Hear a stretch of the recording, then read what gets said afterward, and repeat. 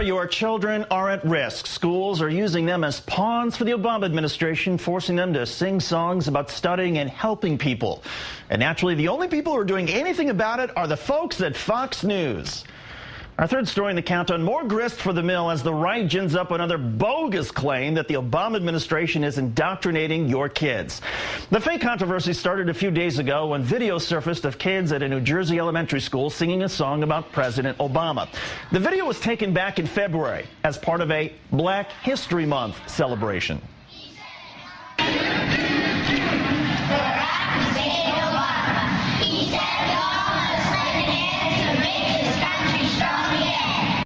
And while the performance is 7 months old, the phony outrage is brand new.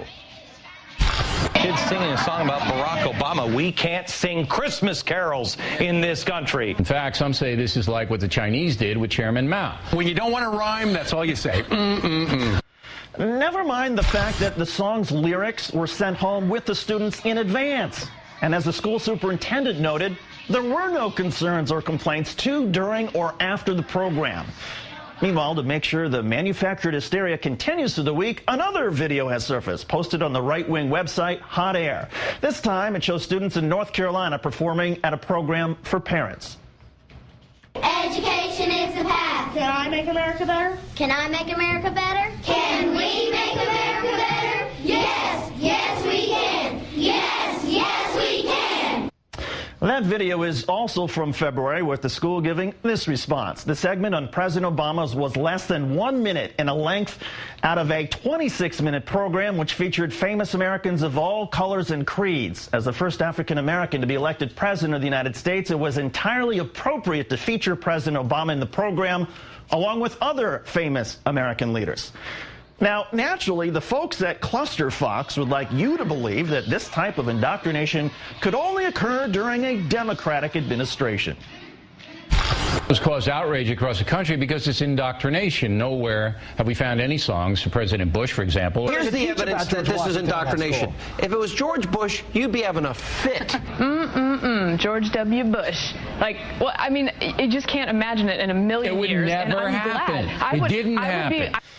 Too bad there's videotape of kids from the Gulf Coast serenading then First Lady Laura Bush while praising then President George W. Bush for his response to Hurricane Katrina. They sang, "Katrina could not stop us. Our hopes will never fade. Congress, Bush, and FEMA, people across our land, together have come to rebuild us, and we join them hand in hand." Joining us now is president of MediaMatters.org, Eric Burns. Good evening, Eric. Good evening, David. So explain to me, why is it indoctrination when kids sing about President Obama, but it's patriotism when kids sing about President Bush and FEMA? Well, David, look, it's not indoctrination to anybody except Karl Rove, Josh Bolton, Roger Ailes, the rest of the Bush administration in exile over at Fox News, because they're trying to push a political agenda. And they're trying to destroy this administration, and they'll use any means necessary to do it.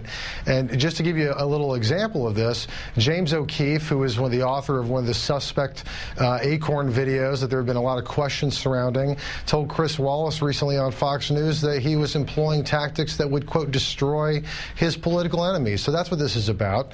There's nothing abnormal about folks talking and children learning about their president and learning about their democracy through talking about the president. I did it when I was a kid. The videos that were posted did not blur the children's faces. Both schools have pointed out that the parents were not angered by the performances, but were angered over their children's privacy being violated. Where's the right's outrage over that? That's a great question, especially for a movement that typically pays a lot of lip service to caring about local control, about families, and about kids. And as I understand it, it wasn't just the YouTube videos where their faces weren't blurred. The initial Fox broadcasts of these videos, their faces weren't blurred either. And the question I have is, did Fox go out and get waivers from each and every one of these parents to broadcast their children's image on national television? And if they did, they ought to produce those. Because frankly, it's illegal if they didn't. As far as teaching our kids about the president, is there something wrong with teaching our kids to respect the president, to sing in praise of the office of the presidency and an office of the first African-American president? Absolutely not. You know, as I said, like, I went to Catholic school in Texas. I was taught about the president and to learn to respect the presidency of the United States, to be a patriotic American. My parents were taught the same thing. This is a very normal and appropriate way to educate young children about our democracy. It's important, and it just goes to show you to what lengths the folks at Fox News will go to derail the political discussion in this country, and what deplorable tactics they will do in exploiting our nation's children. I think it's really disgusting. And is that the general theme here with the right-wing media? I mean, undermining the president by manufacturing controversies, because many of the actual Obama policies are favored by the majority of Americans. Absolutely. We've seen it day after day. You know, Glenn Beck is the smearer-in-chief over at Fox News, and we see new charts, documenting some new vast conspiracy theory every day, new attacks, and it's a constant barrage. And I'll tell you, this right-wing noise machine has been ginned up.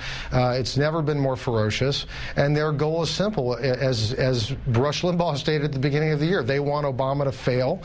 Roger Ailes said that this is the Alamo for conservatives, and that Fox is the voice of the opposition. So this is no longer a news organization. This is a political organization, and their aim is to destroy a progressive policy agenda. They'd rather win in the ballot box than see any sort of real debate on health care. It's a real shame. Eric Burns, president of Media Matters for America. Eric, thanks as always. We appreciate you coming in. Thank you, David.